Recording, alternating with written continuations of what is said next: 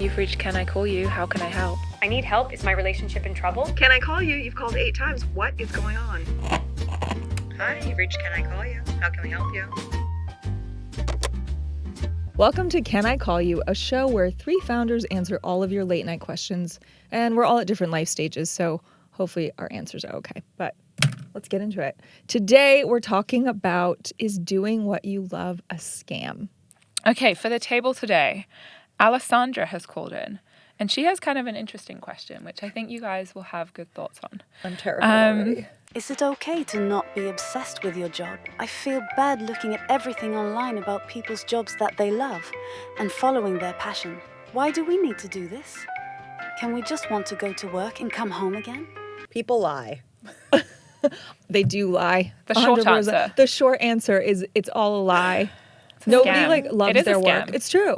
I think there's a difference though between work and what the work does. And the conflation is real.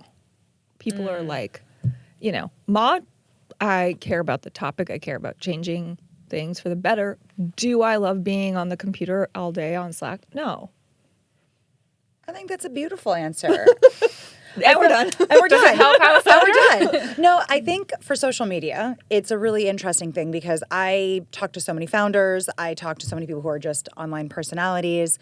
The internet and what you are doing, you're the producer of your own life. You are not actually sharing everything that is happening to you. And so when people say it's a highlight reel, it's beyond just a highlight reel because you are actually presenting sometimes things that didn't even happen that way. And so I feel like you're the director and the producer of your little content channel, of your little fiefdom. I'm obsessed with techno-feudalism and the idea that we're all fighting for our own little piece of digital land as these techno overlords are the ones that actually own these kingdoms. And we're just, toiling the digital land. And so you're just trying to basically get views and likes. Very few people use Instagram purely to share images, which was the original impetus behind it. So maybe the idea of her saying everyone loves their job is her responding to that, but it's really not true. People don't She got love to change their her job. algorithm because those people are really good at marketing their lives. And it's not accurate. I would say my perspective would be, I think it's totally fine to just want to do your job, earn money, and come home. Totally. The idea of being passionate and following your dreams is also quite privileged. But in addition to that, it's why, I don't know, why do we why do we also then go and spend 8 hours of our day just hating our life? Do you want to do something you love? Yeah, so it's you don't have to love every single task, but is there a piece of your job that you can pull satisfaction or purpose or excitement or interest from? Maybe that's just your friends at work. It doesn't have to be the actual job you're doing. But if you are spending the majority of your week doing something that you don't really care about, does that affect you in other ways? Totally. Does it make do you have bad mental health? I don't know. I think I've had phases of jobs that I've had in the past and even my current role with DM where I'm oh my God, I cannot be bothered. And the Excel spreadsheet portion of the presentation. Gusto, HR admin, so boring. Don't trigger me. But things like that. So I would say, I think it's totally fine to not be obsessed with your job. I actually think on the flip side, we can probably all talk to this, which is what are the negatives of being obsessed with your job? Mental health, sleep. Yeah. Having no fucking personality outside of being a fucking founder, excuse my language. Yeah. There's that. What's interesting here though is I think this idea of saying obsessed with, it's almost like she's measuring herself against other people, but I think the point of what we're all saying is that measuring yourself against other people in any facet of life is maybe the wrong way to look at it. It's measuring yourself against yourself. I also think it's toxic positivity to have to be fucking happy with everything all the time. Let me just hate something. Because I do think it's also, you said privilege, but I also think it's a modern phenomenon because if you look at even 2 generations ago, it's do you love what you do? It's okay, we were in the Great Depression, so it's not really about loving what we do. It's I'm waiting in these bread lines. You know what I mean? So I think it's really interesting. And I think that depending also when you're coming into the job market, your perspective is really different. So if you graduate COVID in like 2008, 2009. There was an economic crisis in the United States. You were just happy to be able to pay your bills. And so I think that it's like a very interesting take. And I think that what you said about having friends at work, that can be your lifeline. And so finding something positive. But if everything is awful and your boss is terrible and you're working 20 hours a day and you're not paid well and you have no, yes, then of course, like, yeah, maybe that's time for a switch. But I think also this idea that you have to love everything and everything needs to be fulfilling, I think that's actually a trap to get you to work more. I think that do a good job, get your numbers, get your bag, do all things. Like, I also think there's the flip side of people who are like, well, I don't want to work. It's like, okay, well, you're still hired to do a job. Like, we're all trapped in the system of capitalism. Exactly. But I do think that there is something, it's a boundary to not love what you do. Yeah. I mean, also, I feel like we hear this all the time. You earn or you learn. Like, if they're learning, that would be, I would guess, at least the measure of like, should you be going to this job at all? If they're completely bored and they want to check in and check out, which I don't think is what Alessandra is saying. No. Then you got to go. But I also feel like this idea of your passion is a job. Some passions are not a job. Like, you're not going to make money doing that thing. It's a math problem. Where do you live? What's the rent or what, do you want to buy a house? What are you trying to put away for your like future? That is a math problem. And maybe knitting, I don't know, like monkey sweaters is not going to pay the bills. Maybe it will. But I think that that's like that's worth checking in on yourself. Like, is my passion a job? And, I think that the side hustle piece of this, all of this, is like everyone has turned a hobby into a side hustle. Or like I don't think everyone has done that. I think that social I've done media. that. I'm well, people. Yes, you can be our data point on this. But the whole idea of like having to monetize your creative writing or like monetize your art photography or like, I don't know, like any other hobby that I can't think of right now. Just like do the hobby. Like, you don't also, even have to in talk like about a year, it. AI is going to take everyone's hobbies and jobs, so who the hell cares? Okay, can we talk really quickly about rich people, though? Because I also think that a lot of people do not understand that some people who are able to pursue what they love, it's because they come from, as you said, it's privilege, but a lot of wealth. But even these influencers that you're like, whoa, where did they come from? And it's like they have a lot of wealth. And so they are actually able to manufacture this lifestyle that you find so aspirational, when really what you're looking at is wealth, which is what is aspirational. And so think about that. Also, aren't some of them renting the cars on the weekends or borrowing their friends' houses? The That's been the talk amount all of the time. people where I'm like, how did they start this? Like, how did they? I'm like, oh, they're trust fund kids. Oh, no hate on that. Like, I wish I had a trust fund. Like, that'd be cool. Yeah, we all do. Like, I don't think anyone's I don't hating wish on I had that. a trust fund. I mean, like, it'd be nice sometimes. But you can take the risk. You can take the risk. I'm not gonna pretend. I don't know what it would be don't like. want that responsibility. Like, What do you mean responsibility? I exist in the world because my parents gave me some money and that's my value and meaning in life. Fuck that shit. I'm going out. You can turn it around. broke. No.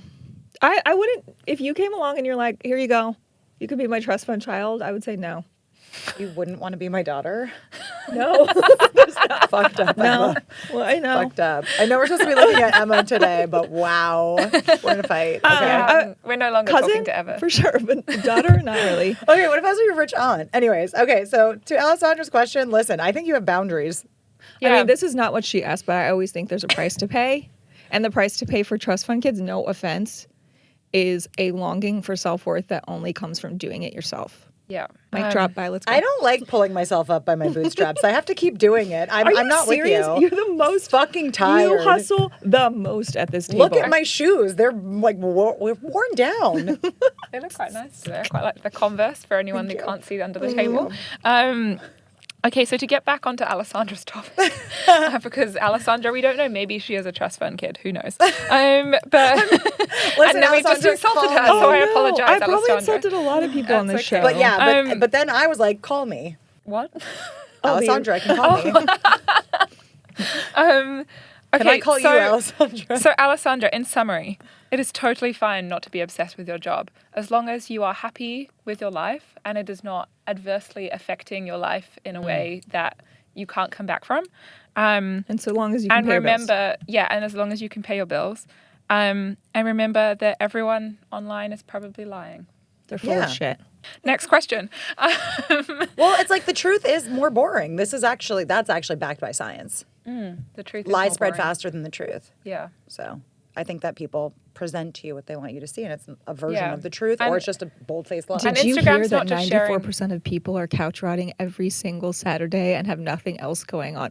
It's like, Are you serious? What? no, I'm Oh. kidding. Because She that's said the that really truth. People are convincingly. just like, really, there's nothing happening. Wow, I just fell for misinformation. You saw me be Yeah, like, same. what? I was like, wow. So what's the next question? So the next today? question for the table is, I think we're all going to have a lot of thoughts on this, given our professional backgrounds. I work for a startup. I'm sorry, I forgot to introduce this person, Claire. Hi, Claire. Claire asks, Hey guys, first time caller. I work for a startup and I've noticed that the culture is quite culty. I come from a corporate job and I'm wondering, has this become normal? Is this normal? I mean, Emma and I, well, no, all of us. All of us. Oof. I We have a all collection of work- startups actually- about my Wait, brain this is one like- too. Shorting out. the This is men a behind the room mics filled also with- have startup experience. Where they were cults. Yeah. And we survived. Barely. Okay. So this morning, Yeah. went to this conference. Esther Perel. I don't like hanging out at conferences. It was a good one. But it was this idea of basically we've taken, and you said this earlier in conversation, like community is being replaced by work because our personal lives are being replaced by our phones. And therefore, we need to have somewhere to convene. And I think lots of companies sort of take that as we're going to create community and we're going to make people feel like they want to be here and be a part of this. The other side of it, as given the fact that we're all founders and there are probably thoughts from former employees about our work cultures, I think there's something to be said for you want people to be on the same page to row like the business along. And you don't even know that you're trying to create that environment. Like you're trying to be helpful and clear and all of that stuff. So I want to understand what the cult part of this is. Yeah, that she's because I've been in obstructed. different cults, some would say. Some would say I have been in multiple. But I think when you look at like tech, like even just if you look at books that are published, right? So there's like the tech version of cults. There's the beauty version of cults. There's like or fashion, right? Like I hear a lot of anecdotes and stories of people coming out of the fashion industry and why. And I'm like, what happened? And they're like, I didn't even see it until like 12 years later, which is the definition of a cult. I think that when you have cult-like tendencies, which if we're just going to define it, it's like, you know, there's like usually like a supreme leader. There are like sets of rules that Okay, everybody we don't needs- have cults. I don't think that. Yeah. Wait, you're going into this, and I'm realizing that we were all in cults, but I don't think we have cults. No, but it's like, you know, you have this like kind of supreme leader. Dissent is not encouraged. You're all meant to be extremely toxic positivity, a lot of yes men. It's almost like a dictatorship in a kind of way. And so for me, when I was working in that environment multiple times, different industries, much easier for people to let things go in the sense of you were raising your hand like, fuck, this is a problem. Or if you were like anything dissent, this was like malfeasance, this like they were treating me badly, anything like that, it was so discouraged and you felt like you were the asshole for saying something. So it actually made for an environment where people just never said anything about all the terrible things that were happening unless it was in tiny cliques, never to actually get to the positions of power. And so for me, it's an easy way for companies to manipulate you, if I'm just gonna break it down. Like I don't like cults, they freak me out. I don't like groups of 10 or more.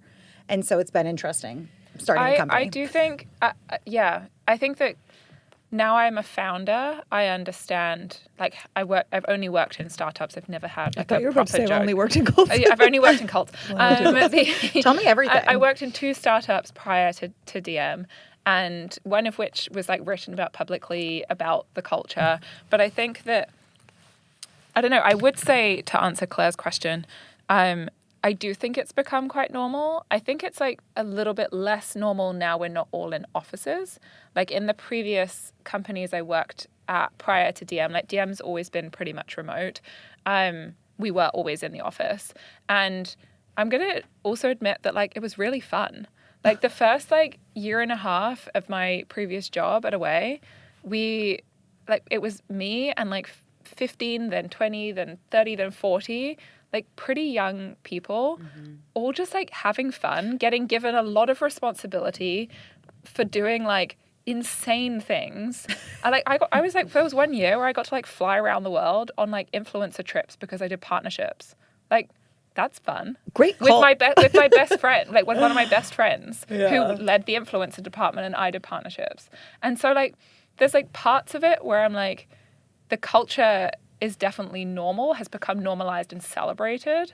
There's also huge downsides to that where you don't really leave the office. And like, I was like 23, 24 at the time, I didn't really have like a life outside of my job yet. And so I think as you become older and you have like other things you want to do outside of work, that's where it starts to become like more just pervasive. I But don't I want don't to sound know. like an ageist, but I think there's a really, to me, the observation is that as someone who, again, like, there's a 10-year age difference between you and I, and you can chime in on this because we're closer in age maybe, but the same kind of expectations existed in other places of work before we sort of entered the internet e-com first wave era of these like culty brands. It just, you couldn't, that's like what the culture was. These were like banking or law totally, firms, these which are is like still the really case. codified cultures where you're like, yep, and the hours are X and this is what we wear and this is what we talk about and this is what we have to do. The difference was that it didn't define who you were personally because there was, now I sound like I'm 4,000 years old, but there was like no internet to present this forward facing, like No I'm self-branding. Totally. There was so no it was like, self-branding. I'm a part of like bank blah. Like you didn't say that. Who is what? No, there's no internet. You're not talking about this stuff. So I don't actually think the behavior of the work environment has changed in terms of expectation of like how much they own your time or like what you're supposed to do or what the culture, the dress code, the lexicon, all of that is.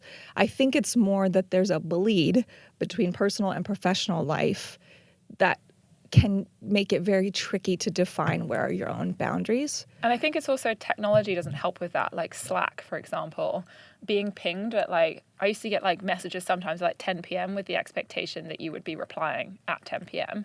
I mean, like that happened on a phone. It happened on a phone, in but like, 1904. Like it was, no, I'm just did kidding. it happen like I as was much? there? I don't know. But- Fact check that one. But I think it's like you were less contactable. Like now you are carrying your phone with you, whereas like previously you didn't have a phone until you got home. Yeah. And like I do think that like elements of that have like created this bleed, as you mentioned, from like personal to Well, it's kind professional. of like the mafia. Like, no, when you look at the structure of a cult, and so, for Claire's question, like she's saying, like, I feel like I'm in a cult. It's like, because you probably are, babe. And like, is that a bad thing? I think most companies are trying to extract more labor out of people in order for them to like, well, you love your job. So like, do you really need that raise? Like, you just love it. It's just so great. Like, we'll give you more equity. Yeah. Like, no one's going to love Which you the way actually, that I'm as a going to love founder, you. we don't have enough money to give you a raise. But it's also, it's like, so. it's very much so no one will ever love you the way that I love you. And it's very much so that, like, this is a family. And I'm like, anytime a company said that to me, I was like, I grew up, like, very Italian. And, like, we were very, like, nervous about anybody calling us mob because we also, like, had ties to, like, Boston, which was apparently a problem in some of my schools. But anyways, they would always be like, it feels very mob. And so when you, like, it sounds like a movie sometimes when you're in these, like corporate environments because I'm like, you sound like the Godfather. But Where I'm saying it's that just a crazy. startup culture is like larger organizations, more established, long, sort of standing organizations, sometimes, if not often, have the same behavior as a startup does, but present. And this is where I see two sides to this because and I think we can all agree on this because we came out of organizations that were very visible, like startups that were visible. You got to say I was there. And it carried you, and suddenly, like we've all was raised a money. pedigree. Like it was a pedigree. So I'm like, there's It two still is, sides. I think. Yes, there are two sides to this. Where I'm like, okay, at what point is Claire getting asked to do things that makes her uncomfortable? Nobody says that's okay, but is she also just feeling like she has to, while working there, identify with this place? Because my feedback to her would be like, take it and run with it. If it's a really great place, you'll be able to run with this for a very long time. Yeah. But I think if you're asking the question, then you might actually be in a situation where you're like, I'm a little uncomfortable with the energy. You're not like the cheerleader who's like, I'm in this amazing company that has all these amazing values that I really align with. She could be Leah Remini. When We you use know. the word Yeah. cult, do we think that's a positive connotation? I think maybe it could be that if you come from, say, like a corporate job where A cute cult. it's like She less. might feel like she can't say anything. Yeah, it's it like a could- blink it could twice. just be a situation. bit like- that is a cult. 100%. though. No, that I is a know. cult. We You don't. can't say anything. Yeah. Otherwise, you're like, I have a great work-life balance. So in summary, Claire, Leave. Blink twice. blink twice if you need help. But also, on a more serious note, it is very normal. It's very normal.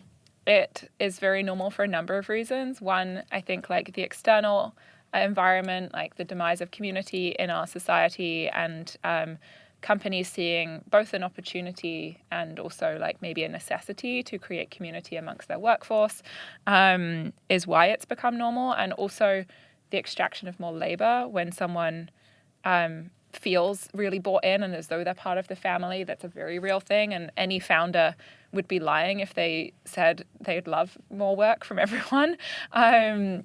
But I do think that if you're feeling uncomfortable or you're feeling like it's like a negative on your mental health and you feel like you're not getting anything positive from it, then maybe reconsider. Yeah, if you're being asked to do job. things that I think are the theme of today like the is actually mob. like, do you feel badly? Call 1-800, get the fuck out. Like that sounds like Exactly. okay, this is Yeah. If the vibes are off, then the vibes exit. are off. Yeah. Then exit, yeah. Unless if your vesting is almost done, then I would recommend just Stay at least until you're 1 year cliff. That's one thing I regret. Don't That is one thing stay I till you deeply want to claim regret. if you don't think that it's ever going to be sold, which in this day and age, it's probably not going to be sold. So you can leave. You can leave, Well, but also we're probably entering a recession, so that's true. I it's a take good it back. M&A Depends. environment right now. You should. Is it? Yes. In which no employee or the founder is going to get any value. I mean, you extracted don't from you that don't business. know that yet. I mean, also I'm well, trying to be optimistic. Oh, all I gonna don't. be a I'm not JP familiar. I'm trying to be optimistic for this Unfamiliar. this poor employee who clearly is stressed about their job. Who's in Sorry, I who's keep in the moving. mob actually? Who's in the mob? Okay, fine. I think we answered Claire's question. The final question for the table today, which is maybe, I don't know, Eva, you'll have maybe the most concise perspective on this. Concise is not a word that I get told I am a lot, but okay. Candace has called in and she has a question that is, How long is it okay to prioritize career ambitions over your personal life? Okay, so this is a complicated question. Are you So- Sheryl Sandberg? Are you Cheryl? Okay, here's the thing. Then you just hire out. You hire it out. you hire. Well, Candace, we can presume, has a uterus. So let's start there, right? So there's definitely a clock on, are you going to have children? Yada, yada, like how long it takes to find a person you want to marry to have kids with. There's no judgment if this is within or with, a marriage or without a marriage. But the point is like she's got to like sort of put things in order because as women, we definitely have to compromise. Or decide if you even want Yeah. children. However, things take a lot longer than you assume they do. I think career ambition and this talking about scam, the scam is that people make it big overnight. That doesn't happen often. So I think the amount of time it takes to create the career that you want or think you want, get paid the amount you want, knowing you're going to get 0.8 to the 1 that men make, whatever, is like part of the answer Part of the as well. math and the Yeah. equation. I think for me, this question's complicated because I'm a very big believer that work won't love you back in the sense that you can give your blood, sweat, and Yeah. tears to a company. They can go under. You can have a new boss come in that just happens to hate you. You can have, you can have like, there's so many. Or even your own company, you could There's- spend 10 years on it It's and it not doesn't true go anywhere. community. It's not true community in the way that like friendship is. It's not true community in the way that building a family is. True community in the sense of like your siblings and your parents. And so for me, I find this to be a really complicated question because I'm somebody who has pursued career. And so I think people would assume that I've given up a lot in life. But for me, the one thing that I'm trying to always prioritize, it's been harder these last few years starting a company, but the one thing that I always prioritize, I'm like friends, family, and my Fun. partner. Well, those are fun things. I just thought it They would better be be good to fun. just say the I'd three fucking break Fs. up with him if it wasn't fun. Absolutely not. No, I'm not here to suffer at work and in my personal relationships. No, I just want to say fun because No. it's the third F of the conversation. I also think this idea of like, someone said this to me the other day. They're like, what's going to happen at 11 p.m.? Like, why wouldn't you just be doing something else? Why do you have to think about mod? We can all agree that having a startup is a disease. Story for a different day. But I do think that's right. I think you have an illness if you start a company, or you just don't know what you're getting yourself into. I think you have some sort I of think of mental both. I think of many disorder. things. I think it's both of Yeah. those things because I didn't know what I was getting myself into. Now I just think I have an illness. Yeah, it is a disease. Yeah, And we I all agree. suffer from it. My answer would be also, I think it's a little bit wrapped up in the notion that like things like your career ends when you prioritize your personal life. And I don't believe that's accurate. I have a lot of friends who were really scared of having babies and have recently started having babies because they were scared of the career impact on them, or on their, the baby's impact on their career. I do believe that that's just like completely a false narrative. And all of them have said as such. They're like, sure, it's like definitely harder sometimes. It's definitely, I don't know, a lot more challenging from a time perspective, but it also has made me amazing prioritization, and it's also made me amazing at like work-life balance because I actually like stop and don't just sit on my computer forever because I feel like I have to. And so it's forced work-life balance. Yeah, forced work-life balance. Like actually, that's at least the data points I've collected from the peanut gallery. But I think that the idea of like how long is it okay to balance career? It's like, what do you want from your life? So like, also, I think that's it takes the out question. the part about the personal life, which is you need to create space for serendipity. One of my favorite movies, because I'm a basic bitch, but also I have a lot of like very highbrow movies I love. But Serendipity, great movie. Point of the story is that you have to create time to meet people. Like, it's not even just, because in this case, I think it's aimed at finding a partner, those kinds of things. You can't be like, I'll wait until I'm this age and then suddenly in that window I'll meet that person. It might not happen. I've seen this. And also, why do you think that your partner is going to take away from your career ambitions? You're dating the wrong people. Well, like, I will can't say, you create a true partnership with someone who like maybe has the same career ambitions or wants to support yours? Or I will say this is also a function of wealth, right? Yes. And so this is, I get to bring up neoliberalism, yay! But basically, as things have become more privatized and as just like it's been like workers have gotten less rights, it's actually been much harder to actually have a child and still go to work. So for some people, they actually don't have that option because what the childcare costs more than their salary. Right. And so it's actually an economic decision. And so I do want to say that, you know, for me, I actually have waited. I know a lot of people in New York wait. I remember once my friend went into like a fertility clinic and she was 35. She was like, I felt like a teen mom. Because like it's just different here. And so I don't want to say maybe this person, maybe they chose a career path, like even just being a teacher in the United States, you're not making enough money at all. You know, just driving Ubers out here begging for, you know, pencils on Amazon. It's just absolutely ludicrous. And so that is a direct result of Reaganomics and neoliberalism. So I would say... I don't know why I'm finding it so funny. I know, y'all are laughing at me, but this is some real shit. And so career ambitions, I'd say it depends on your career. It also depends on what you are trying to build from a community standpoint. Yes. We're assuming children. It might have nothing to do with children. It might have to do with retiring at the age of 45. It might have to do with going out for lunch with another human being that isn't a workmate, to be honest with you. And what I'm trying to say is, again, just like you have to have room in your schedule for all of the above. And I think people sort of... I'm one to talk. Like, I and don't if even know not, join a workers' strike, join a union, and fight for those rights. To party. In summary, so Candace, I hope that Charlotte just answered your question. Oh dear. No, I think ultimately you have to carve out time for all of it. And I don't think it has to happen in separate lanes. No. And I think actually the beauty of it is making it a little bit messy. I mean, look, I don't want to be, we said this before on another episode. I think all of us are lucky to have partners because who the hell wants to date? I get it. But it sounds like you need more time for that because dating is complicated now. Meeting people is complicated, except Charlotte, who seems to be friendly at bars when she's single, which is perfect. I know. And if Candace is friendly at bars, then she's got a chance. Yeah. Okay. So Candace, in conclusion, make time. Make time.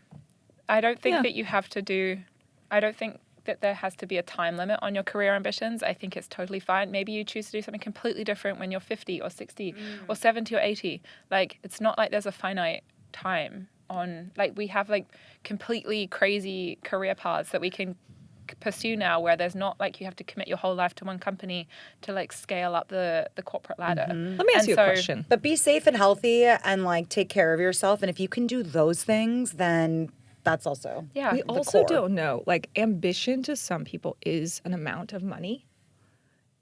This is another episode, but ambition as in recognition, being on the list, raising money, that shit does not matter. Yeah, As it's 3 all people done. who've done those things, it doesn't matter. No. I So would take my sorry time to back. Forbes 30 under 30, and So if anyone sorry in to this room Forbes. has been on it. I knew it. I knew it. I'm sorry. It looks doesn't good on your matter. LinkedIn, and that's about it. Yeah. But Yeah. you Please can't. don't revoke it though, because I want it on my LinkedIn. Exactly. Well, I think the point is like that doesn't make you happy. Yeah, no, it doesn't. Super nice. It makes Gives you happy for about optionality. 15 minutes. And then you wonder who paid to get on that list around you, knowing you Or who earned has it, now Emma. been arrested. Well, there's that. I'm proud of you, So- Emma, for not being in jail. Identify what makes you happy and then build around that. It's not getting on a list. So in conclusion, if you've been listening to any of these questions, the answer is in fact that yes, doing what you love is a scam. With a few That was structurally designed. with a few asterisks to that. I think we can safely say that doing what you love is a scam, with a few exceptions. That you should at least enjoy elements of what work can bring to your life, whether that be learning, whether that be friendship, whether that be money, whatever it is that you're trying to gain out of it. Free lunch. Free lunch, that's a underrated perk. So yeah, thank you all for listening. One thing I will say is if you have a really rich life outside of work, you do not care as much about work. So I really love that you always bring the Les Miserables perspective to the table. I am French. Je Yeah. pense à ça alors.